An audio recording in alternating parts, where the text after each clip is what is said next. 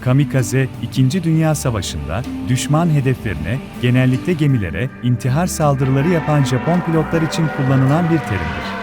Peki, kamikaze kelimesi ilk ne zaman kullanılmıştı? 1274 yılında, Cengiz Han'ın da torunu olan, Moğol hükümdarı Kubilay Han, 8 yıldır haraç taleplerini geri çeviren Japonlara karşı saldırı kararı aldı. Güçlü donanması ve ordusu, tecrübesiz Japonları bozguna uğratmaktaydı. Ama ansızın beliren bir tayfunla, bütün donanması parçalandı ve karaya çıkan askerlerinin büyük bölümü Japonlar tarafından öldürüldü. 7 yıl sonra, 1281 yılında Kubilay Han, yeni bir ordu hazırlayıp tekrar saldırdı. Özellikle Mayıs-Ekim arası olan tayfun mevsiminin bitmesi beklenmiş ve Kasım'da saldırılmıştı. Başarıyla ilerleyen donanma, yine beklenmedik bir tayfuna yakalanıp paramparça oldu.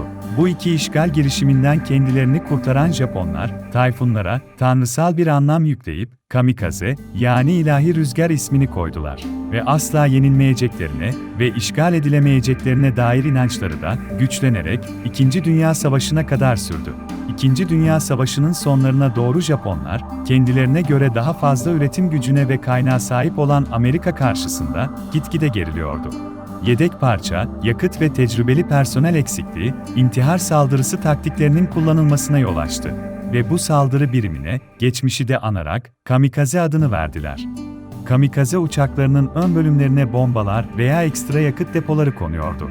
Malzeme tasarrufu için geri çekilemeyen iniş takımları, kalkış sonrası piste bırakılıyordu ve bir sonraki uçakta tekrar kullanılıyordu.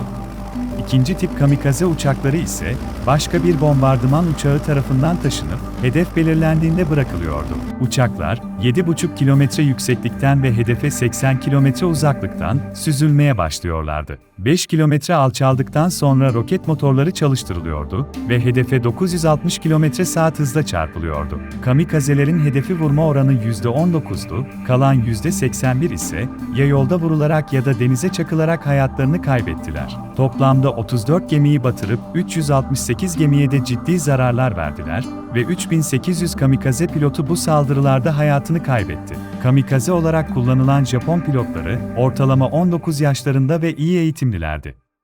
Kamikaze el kitabında onlara şöyle deniyordu: yaşam ve ölümle ilgili tüm düşüncelerinizi ortadan kaldırdığınızda, dünyevi yaşamınızı tamamen göz ardı edebileceksiniz.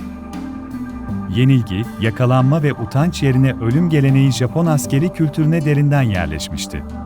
Rokowa Daikichi, Kamikaze Günlükleri adlı kitabında şöyle yazmıştı: ölümü beklemektense, %120 yoğunlukta yaşamaya çalıştık. 20'li yaşlarımızın başında neden ölmek zorunda olduğumuzu anlamaya çalışarak okuduk ve okuduk. Saatin ölümümüze doğru ilerlediğini, saatin her sesinin ömrümüzü kısalttığını hissettik.